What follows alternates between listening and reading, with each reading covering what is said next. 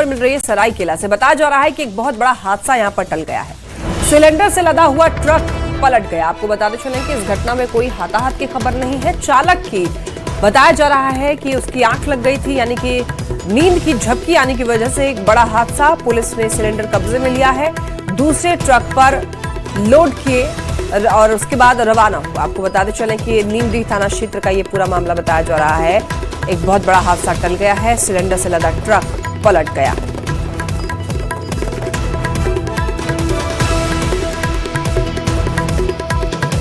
सरायकेला से देखिए बड़ी खबर, एक बहुत बड़ा हादसा होते होते टल गया। देखिए इन तस्वीरों में आप देख सकते हैं गैस से भरा ये पिकअप जो है वो यहाँ पर गिर गया, पलट गया और पलटने की वजह से ही बड़ा हादसा होते होते हालांकि बचा है।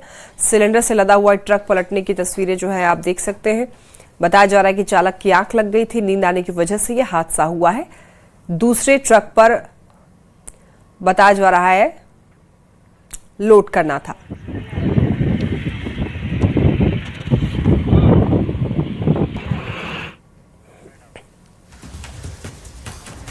झारखंड के 9 कांग्रेस नेताओं को असम चुनाव की दी जाएगी जिम्मेदारी। राष्ट्रीय कांग्रेस ने झारखंड के नेताओं की लगाई असम में ड्यूटी। आपको बताते चलें कि असम चुनाव में कैंपेन करेंगे झारखंड कांग्रेस के नेता। मंत्री दीपिका पांडे सिंह, शिल्पी नेहा तिर्की को जिम्मेदारी दी गई है और सांसद सुखदेव भगत, विधायक रामेश्वर उरांव को भी जिम्मेदारी मिली है। ममता देवी, रामचंद्र सिंह, सोना राम सिंह को जिम्मेदारी दी गई है।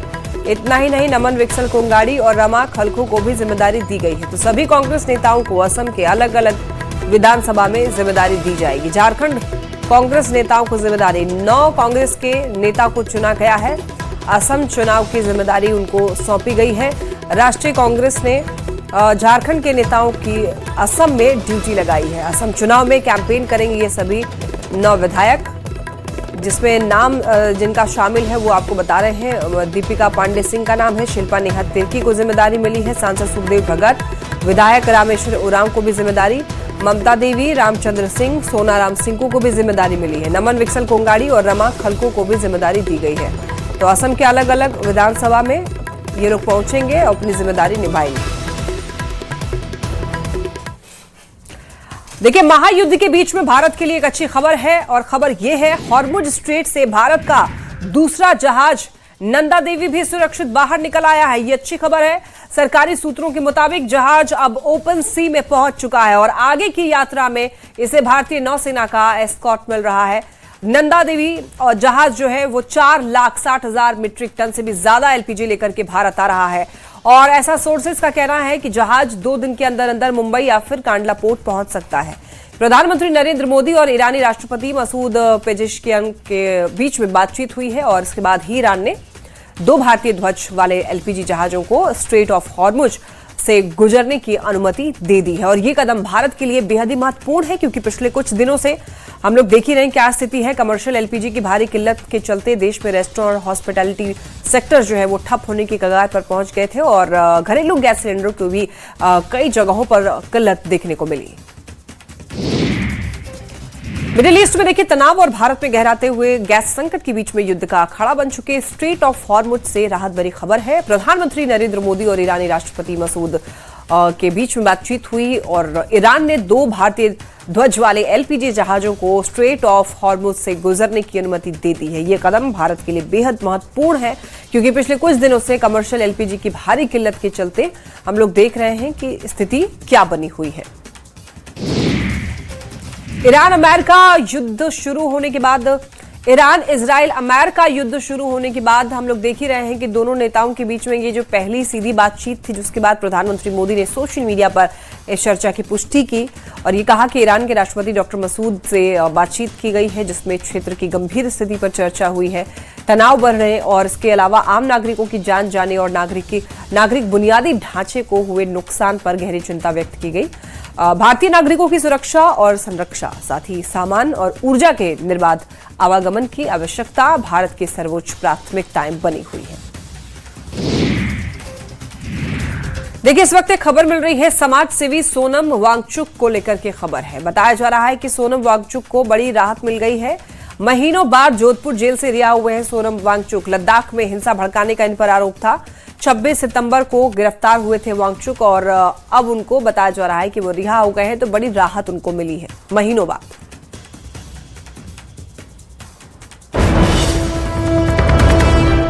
और पटना से बड़ी खबर, जेडीयू सांसद संजय झा का एक बड़ा बयान।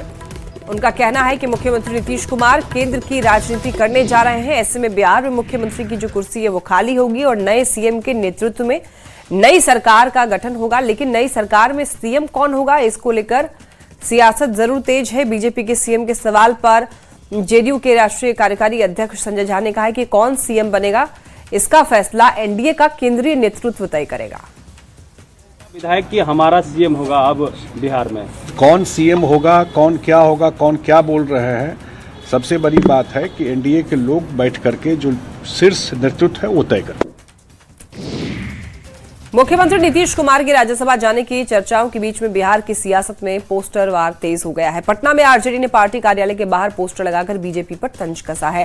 पोस्टर में अजगर की तस्वीर बनाकर उसे बीजेपी के रूप में दिखाया गया है और लिखा है, कोई ऐसा सगा नहीं जिसे बीजेपी ने ठगा नहीं। आरजेडी महासचिव की ओर से इस पोस्टर को लगाकर नीतीश कुमार के संभावित फैसले पर सवाल उठाया गया है।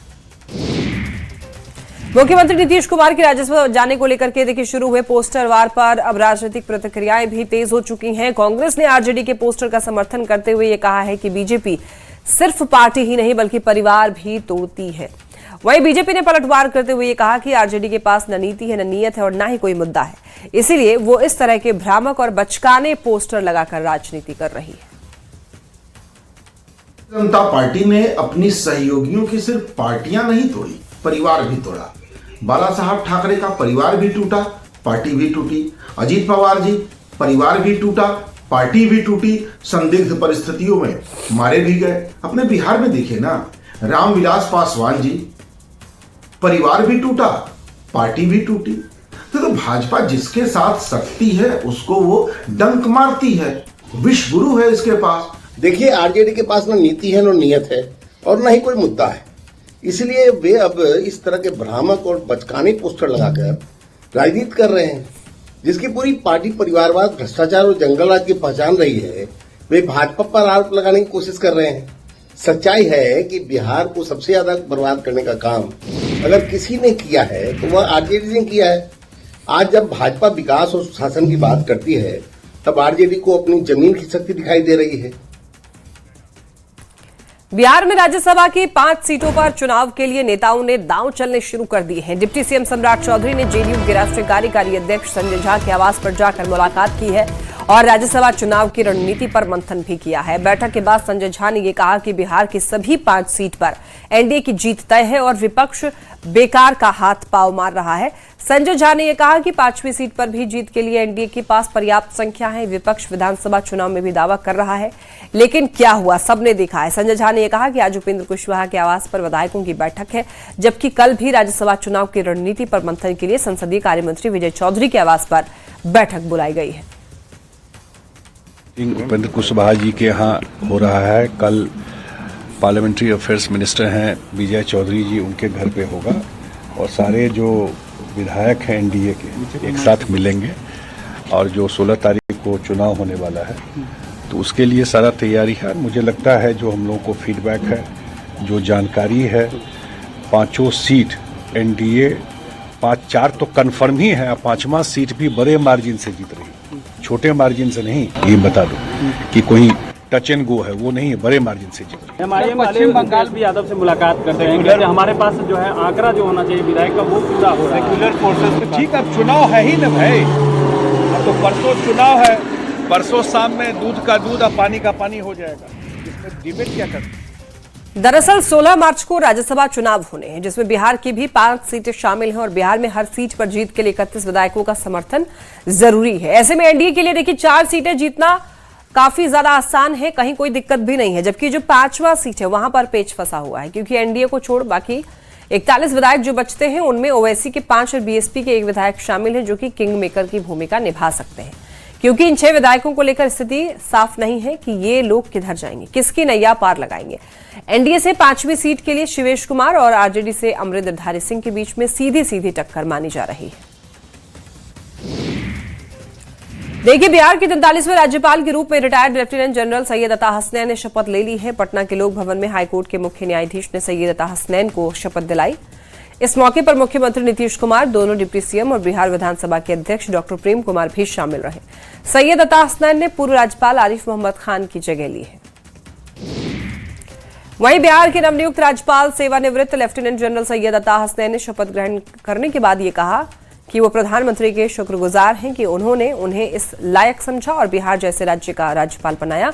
यहाँ पर पिछले 20 सालों में बहुत काम हुआ है और मैं बिहार के सभी जिलों का मुआयना करना चाहता हूँ, लोगों से मिलना चाहता हूँ। उसी काम के लिए मुझे भेजा गया है, वही काम हम करेंगे।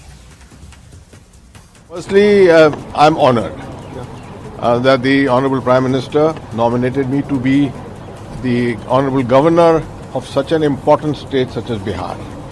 And my compliments and greetings to the people of Bihar on this day on which I have taken the oath as the governor. What I can say is exactly what I said in the oath, that I will be committed to the people of Bihar. My whole focus will be being committed to the people of Bihar. That is what my purpose is. We are part of a democratic process. We are part of a democratic country, a great country. Here, everything is for the people. To be known as the People's General in Kashmir was a great honor. I'm sure we can bring everything here also. It already exists in Kashmir, in Bihar. In Bihar, the people's domain is the dominant domain out here. Hindi में बोलेंगे, हिंदी में sir, Bihar के राज्यपति हैं, क्या priority रहेगी, क्या क्या? देखिए, सबसे पहले तो मैं माननीय प्रधानमंत्री का शुक्रगुजार हूं कि उन्होंने इस लायक समझा कि वो मुझे बिहार जैसे राज्य का राज्यपाल बनाए।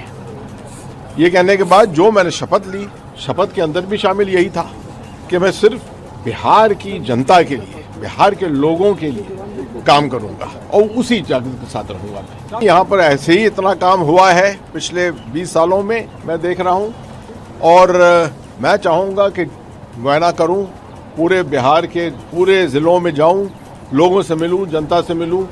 उसी काम के लिए यहाँ भेजा है, वही काम हम करेंगे। बीजेपी विधायक मैथिली ठाकुर ने राज्यपाल जनरल सैयद अता हसनैन के शपथ ग्रहण पर यह कहा कि हम उनका बिहार में स्वागत करते हैं। उनके स्वागत और सम्मान के लिए आज पूरा विधानमंडल उपस्थित था।